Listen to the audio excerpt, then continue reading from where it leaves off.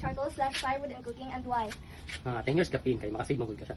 As someone who uses charcoal/firewood in cooking, what were your observations on the project EcoFuel we've introduced and that you used? Dali kayo sa sindihan. Dali po siya mag-init o makapabukal. Eco-friendly ka.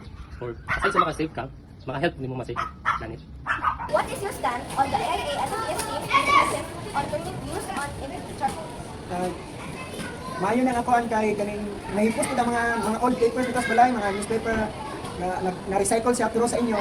Nagpasalamat mi kay na medyo na wala na gid ang among kuan kay mga views na mga papers nga previous.